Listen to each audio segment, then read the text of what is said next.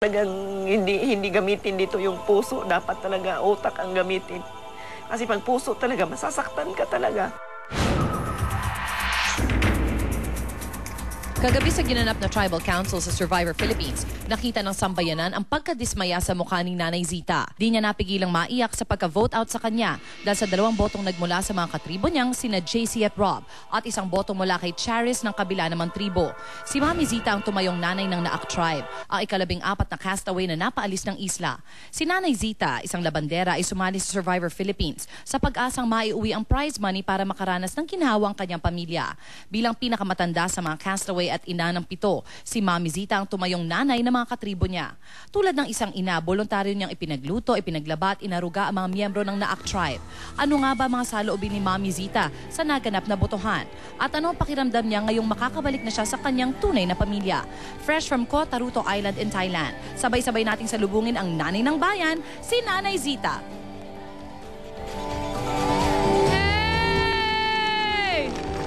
Kami masaya lang kasama ka namin, Nanay Zita. No? Narito po ang nanay ng bayan. Nanay Zita, good morning. Morning, Nay. Good morning. Kachika namin si Nanay kanina. Paano? Kamusta na po kayo after mag-vote out kayo sa isla? Kasi sa episode kagabi, napaiyak kayo sa pagsasabing hindi nyo inaasahan na gagawan kayo ng kasamaan ng mga kasama nyo. At tinutukoy nyo ba yung mga dating kasama nyo sa Naak? Opo, talagang wala naman akong pinakita ang tawag ito, masama sa kanila.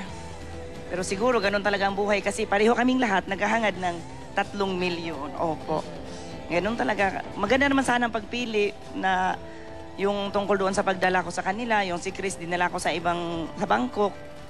Tapos, yun talaga. Ganun. Parang I'm sure nalilito din po kayo doon, Nanay. Opo. Eto ang tanong po, kasi kayo po ay parang nanay nila lahat at alam nyo lahat na na-interview namin dito ay sabi kayo ay paborito. Nanay Zita. Pinagsisihan nyo ba na tinraton yung anak, mga boboto rin palalaban sa inyo, nagsisisi pa kayo na, sa puso po ang ginamit nyo sa laro?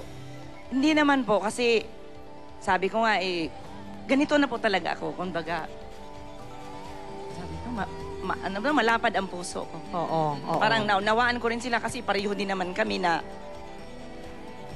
tawag nito yung gusto rin manalo. Naghahangad talaga kasi ako nga kaya nga ako sumali Oo. Sabi ko nga kahit magtumbling ako sa EDSA, yung 3 milyon, talaga ko hindi ko na kayang kita.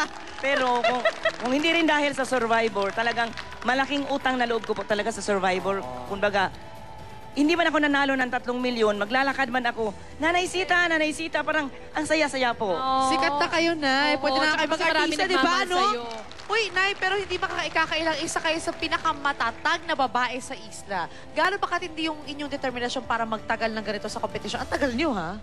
Last leg na kayo talaga, So, gaano kalakas ang determinasyon nyo? Talagang Pinipilit ko talagang makarating sana doon sa dulo.